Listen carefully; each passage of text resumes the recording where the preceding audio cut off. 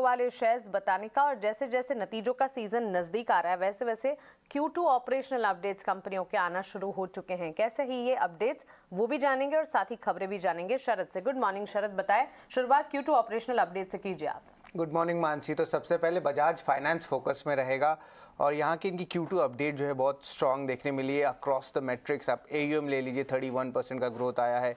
Customer franchise जो customer base है वहाँ पे 19% का ईयर ऑन ईयर बेसिस पे ग्रोथ देखने मिला है। और इसके अलावा डिपॉजिट बुक है यहाँ पे 37% का ग्रोथ देखने मिला है। तो आप कह सकते हैं एक बहुत स्ट्रांग ऑपरेशनल अपडेट आया है। हालांकि अब FMCG स्पेस से गोदरेज कंज्यूमर की बात करें तो यहाँ पे थोड़ी मिली जुली जो है अपडेट देखने मिली है। हालांकि सिंगल डिजिट जो है ग्रोथ वॉल्यूम का देखा गया है इस साल Q2 के लिए, और मिड सिंगल डिजिट का जो है डिक्लाइन वॉल्यूम्स में एक्सपेक्ट कर सकते हैं। पहला वाला सेल्स था, दूसरा वॉल्यूम्स था, और हालांकि इनलाइन रहने वाले हैं। कंपनी की 3 साल की जो रेवेन्यू CAGR है वो क्लोज टू डबल डिजिट्स पे है और वॉल्यूम CAGR लो सिंगल डिजिट्स पे है। होम केयर बिजनेस में एक अच्छी ग्रोथ थोड़ी सी देखने मिली है। इंडोनेशिया की सेल्स हालांकि डिक्लाइन हुई है और कंपनी एक्सपेक्ट करी कि जो एबिडा जो है वो डिक्लाइन कर सकती है मिड टीन्स में, क्योंकि अभी भी जो है आपका इन्फ्लेशन पे जो है दबाव देखने मिला है। हालांकि सेकेंड हाफ से जो है इन्फ्लेशन में जो है एक टाइप से पॉजिटिव सुधार देखने मिल सकता है। तो ये स्टेटमेंट कंपनी का आया है। इसके अलावा AU स्मॉल फाइनेंस बैंक के बारे में बात करें, यहाँ पे जो है Q2 अपडेट में देखें तो डिपॉजिट्स में एक अच्छी ग्रोथ आई है, 7% सिक्वेंशियली भी आई है। एडवांसेस में भी लगभग 6% का सिक्वेंशियली ग्रोथ आया है। कासा रेशियो में इंप्रूवमेंट देखने मिला है। तो ओवरऑल जो है AU स्मॉल फाइनेंस बैंक के जो अच्छे ऑपरेशनल अपडेट आए हैं। वही RBL बैंक की बात करें तो हालांकि थोड़ी सी सपाट डिपॉजिट्स रही है, थोड़ी मिले जुले अपडेट आए हैं, लेकिन एडवांसेस और डिपॉजिट्स दोनों ईयर ऑन ईयर बेसिस पे 5 से लेकर 12% का ग्रोथ दिखाया है। और कासा रेशियो में भी ऑलमोस्ट 20 बेसिस पॉइंट्स का उछाल देखने मिला है। तो ऑफकोर्स कह सकते हैं बैंकिंग स्पेस में जो है ऑपरेशनल अपडेट जो है अभी भी ओवरऑल स्ट्रॉन्ग आ रही है। हालांकि FMCG स्पेस में ऑफकोर्स मैरिको ने भी कहा और अब जो है GCPL भी कह रहे कि दूसरे जो हाफ है FY23 की वहाँ से इन्फ्लेशन कूल ऑफ होने वाली है।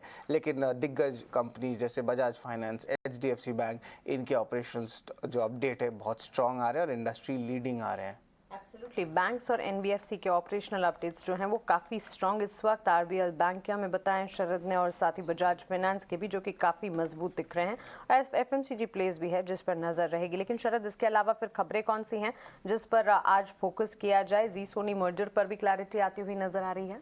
जी बिल्कुल, ये इटिनो स्वदेश की खबर पे मुहर भी लगी है या CCI की मर्जर आ गई है। जी और कलवर मैक्स एंटरटेनमेंट, जो पहले उसको सोनी एंटरटेनमेंट या पिक्चर्स कहते थे, तो ये रिपोर्ट्स और भी आ रही है कि पुनीत गोयनका जी जो हैं वो इस कंबाइंड एंटिटी के MD और CEO रह सकते हैं। और एनालिस्ट का मानना है कि मर्जर्स के कारण जो है सबसे बड़ी इंटरटेनमेंट नेटवर्क भारत में बन जाएगी और इसके अलावा एक सीरियस कंपटीशन दे पाएंगे डिज्नी और हॉटस्टार को ये कंबाइंड मर्जर को लेकर। ऑफ कोर्स जब एड्स में बढ़ोतरी होगी तो दोनों एंटिटीज़ को जो है फ़ायदा होने वाला है। तो ऑफ कोर्स एक पॉजिटिव डेवलपमेंट देखने मिला और ऑफ कोर्स स्टॉक में भी एक पॉजिटिव रिएक्शन जो है लास्ट सेशन में हम लोग थोड़ा देखे थे। दूसरा स्टॉक रहेगा आदित्य बिरला कैपिटल फोकस में। यहाँ पे कंपनी को IRDAI से जो है अप्रूवल आ गई है, जहाँ पे अबू धाबी इन्वेस्टमेंट जो है लगभग 10% स्टेक के लिए 665 करोड़ इन्वेस्ट करने वाले हैं आदित्य बिरला हेल्थ में। तो ज़रूर फोकस में रखेगा। DLF भी फोकस में रहेगा। Of course rising interest rates आ रही है इसके, लेकिन जो फेस्टिव सीजन है, जो डिमांड आ रही है प्रीमियम बिल्डिंग्स की, यहाँ पे कंपनी ने कहा कि 292 लग्जरी होम्स सारे बेच चुके हैं उनके नए गुरुग्राम के प्रोजेक्ट में और 1800 करोड़ का रेवेन्यू जो है कंपनी को आया है। स्टील इंडस्ट्री स्टॉक्स भी फोकस में रहेंगे जैसे कि JSW स्टील, टाटा स्टील। यहाँ पे गवर्नमेंट ने 2 एडवाइजरी कमिटीज़ बना लिए हैं जहाँ पे चैलेंजेस जो होंगी स्टील इंडस्ट्री को उसको जो है वो टैकल कर पाए। और इसके अलावा जो ओवरऑल आप कह सकते हैं टारगेटेड क्रूड स्टील प्रोडक्शन का भी आंकड़ा दिया है 2030 से लेकर 31 तक का, जहाँ पे 300 मिलियन टन रहने वाला है। रिलायंस ने भी जो है दशहरा में लॉन्च किया था जियो ट्रू 5G, जो उनके 5G सर्विसेज है। बीटा ट्रायल सर्विसेज जो होती है दिल्ली, मुंबई, कलकत्ता और वाराणसी में जो है स्टार्ट हो गई है। अपोलो हॉस्पिटल्स में एक्विजिशन आया है, 60% स्टेक आयुर्वेदिक हॉस्पिटल, नाम आयुर्वेद करके ये ब्रांड है, यहाँ पर लगभग 26 करोड़ उन्होंने लगाए हैं। और आखिरी स्टॉक फोकस में रहेगा रत्नमणि मेटल्स। यहाँ पे वो राजकोट कि जो है एक रिंग मैन्युफैक्चरिंग कंपनी जिसका नाम है रवि टेक्नोफोर्ज, वहाँ पे वो इन्वेस्ट करने वाले हैं लगभग 98 करोड़ रुपीस 53% स्टेक के लिए। और आगे जाते हुए जो है रिमेनिंग 47% स्टेक भी एक्वायर करने वाले हैं। तो ऑफकोर्स वैल्यू एक्रेटिव जो है एनालिस्ट का मानना है ये एक्विजिशन है। एब्सोल्युटली शरद, शुक्रिया। ये काफ़ी इंटरेस्टिंग एक्विजिशन और वैल्यू एक्रेटिव एक्विजिशन की खबर आती हुई रत्नमणि मेटल्स की तरफ से। इसके अलावा Apollo hospital, steel pack, Reliance, क्योंकि 5G टेलीकॉम प्लेज हैं लगातार जो फोकस में रहेंगे।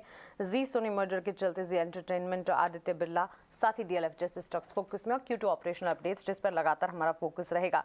ढेर सारी खबरें और ढेर सारे स्टॉक्स हैं जो आज रेडार पर रहेंगे, लेकिन ये